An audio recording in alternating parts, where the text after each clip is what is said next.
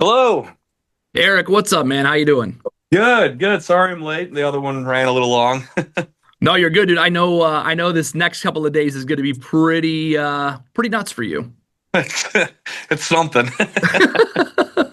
And I mean, I'll say it. I think this might be the biggest week for I Prevail in the history of the band. How are you knowing that Violent Nature? I saw the countdown. I mean, we're a day and a few hours away from the album being out, and it's a big album for you guys. Thank you. Thank you. Yeah, it's crazy. It's crazy that, all this about a year's worth of work all culminates to this just these few days here, man. It's the anxiety's starting to heighten, and I know it'll wash away here shortly, but overall, man, I'm so excited to finally have this out. And not only to have the album out, but you guys are doing it up big. Not only do you have the album release show at the Crowfoot down in Pontiac, Yeah. hometown show, but then the release day you're coming up this way to play the Soaring Eagle. So a lot of Michigan love on Thursday and Friday. Oh yeah, yeah. I mean, the Crowfoot was I wouldn't say last minute, but it was like getting pretty close, and we're like, we should do this. Let's see if we can throw a show last minute.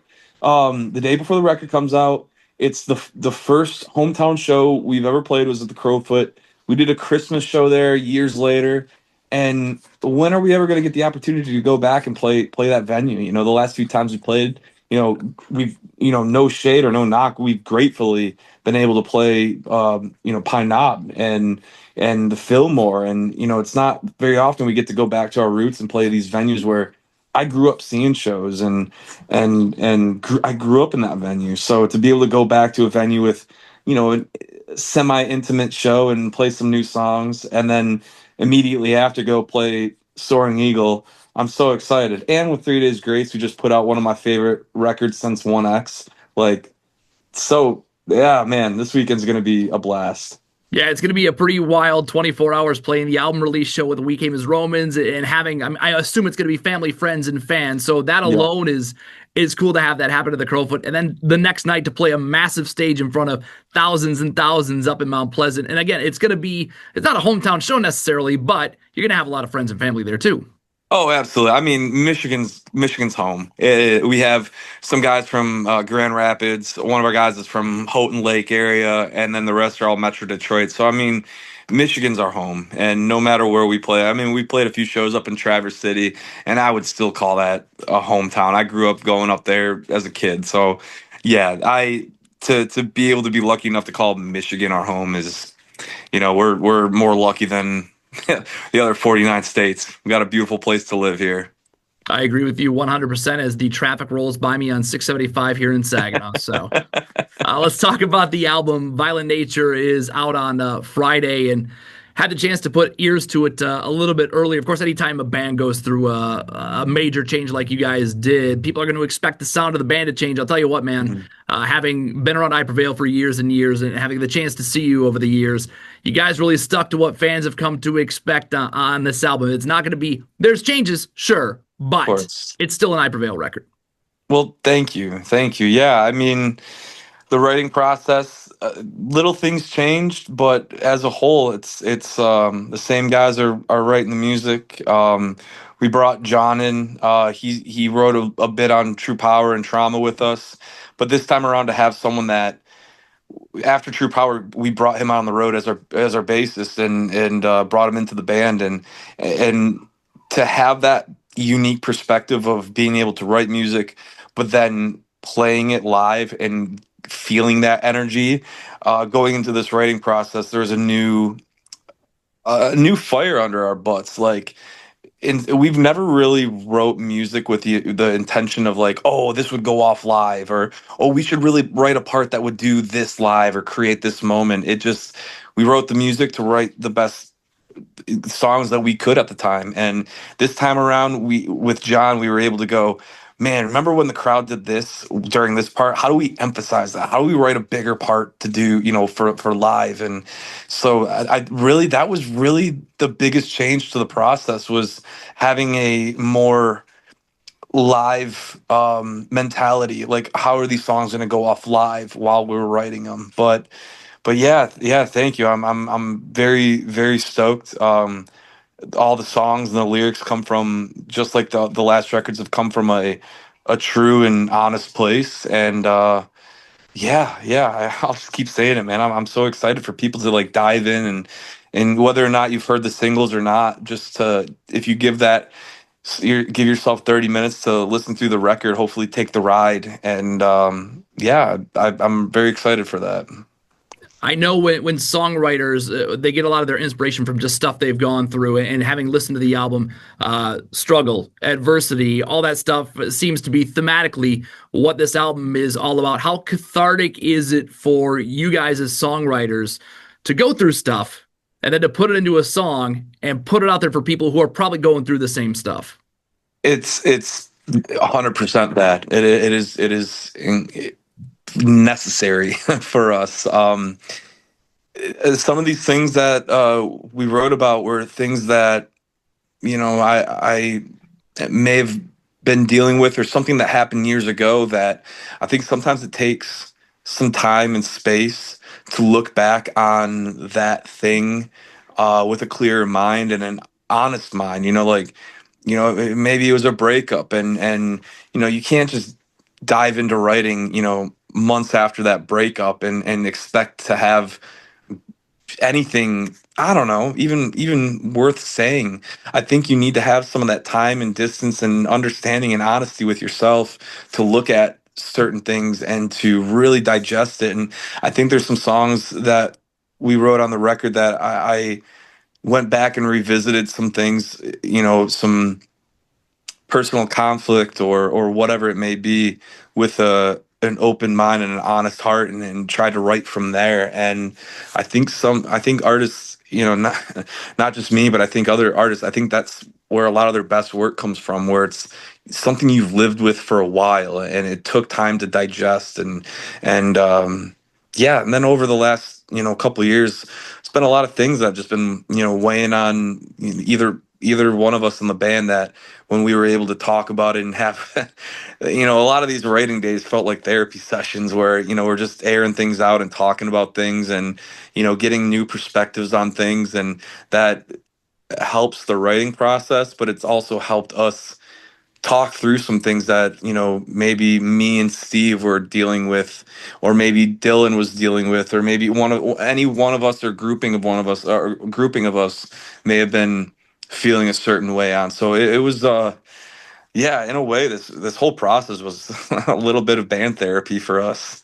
Well, I've heard, I've not gone through it myself, but I've heard like actual therapy is super expensive. So, Yeah, it is. Take it from me, it is. it's gonna be cool though when you have the chance to write these songs that connect with people. And I know that you've only played a couple of them live out so far, but I imagine once you start doing headline stuff in 2026, you're gonna get to play some more of these, and getting those songs that are personal, those songs that you sort of had this band therapy, getting to play those, and then having people sing those words back to you. It's got to be because they're, again, they have a connection to it. They have that feeling that you went through. Yeah, it's such an incredible feeling, man. I mean, let me start by saying, like, as a kid, like, I found bands that I found a record that would speak to me, and I felt like it was saying the things that I didn't know how to say, or I related to it in a way that I didn't know anyone else felt such things or such a way.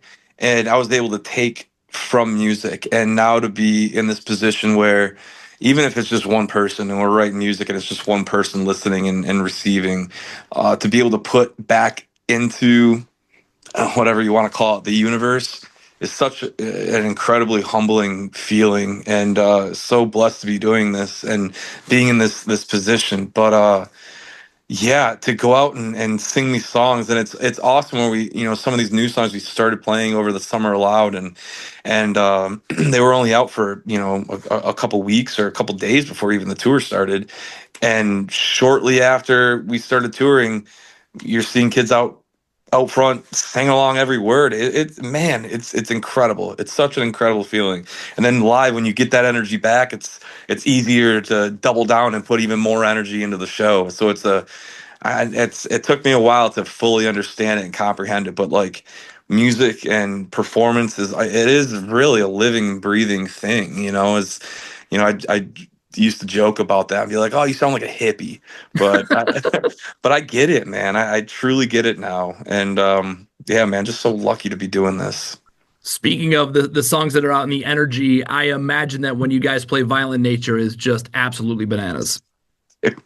Oh man, it was one of those songs where I semi-jokingly, when we finished the song, I was like, "Oh man, this better be one of those parts that I never have to perform this line again." And I think that's when we write some of these songs. I think it's not really a written down goal, but it's a good feeling knowing like a good measure of how long this song is going to stand the test of time is how quickly I don't have to perform that line. And Violent Nature, man, it was like show 4. I went to do that line in the first chorus. I just held the mic out and I was like, I looked back at the guys and I just smiled like I'm never doing that line again. But the energy's nuts. And we played in amphitheaters all summer long, so there wasn't really a pit. It was just like people headbanging. So he kind of got blue balled right off the rip. Is that we didn't get to see how the crowd reacted until we went to Europe and played on these big festivals. And holy shit, man! Some of these shows were nuts. All different languages, but they all knew that lyric. Tomorrow night at the Crowfoot, man. I mean, that when that hits, dude, that's gonna be nuts. I cannot wait. I'm starting to get chills thinking about it.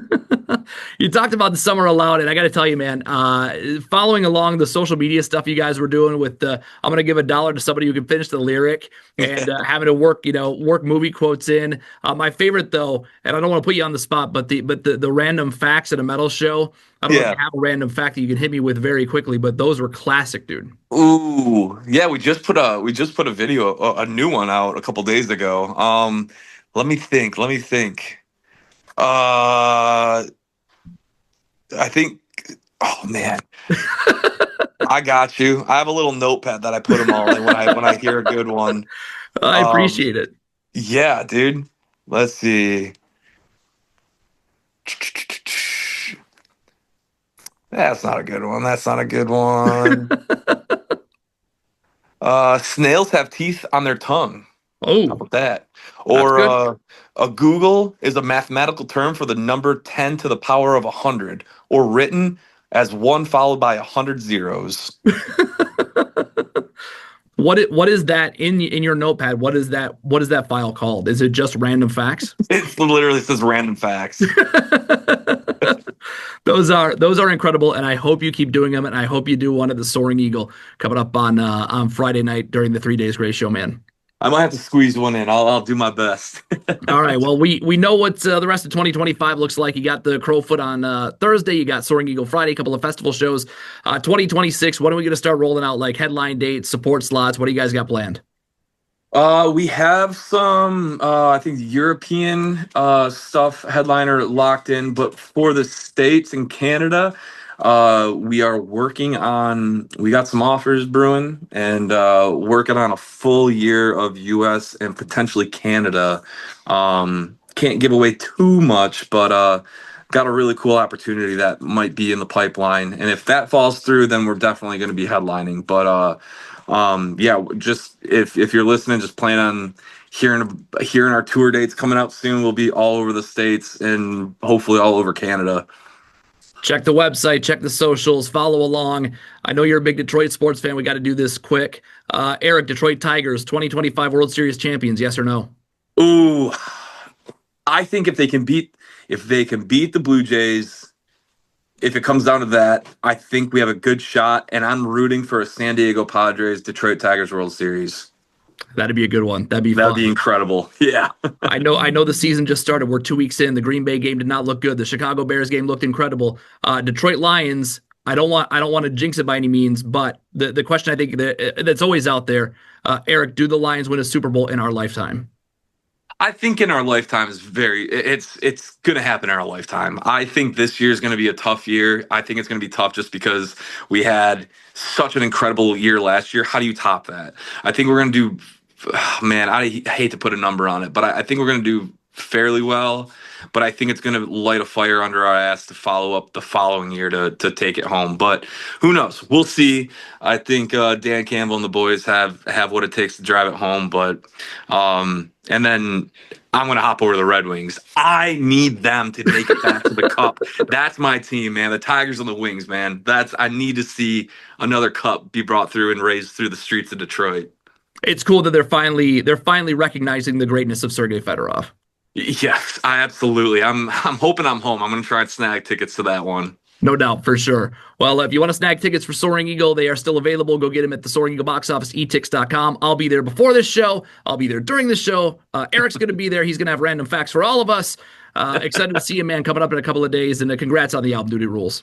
Thank you, thank you, thank you. And I can't wait to see you, man. Can't wait to see you all at Soaring Eagle. And much love and thank you all for the support and giving us your time and energy and your ears to listen to this record. Thank you. Awesome. Thanks, man, Eric. We'll see you in a couple of days. Sounds good. Looking forward to it.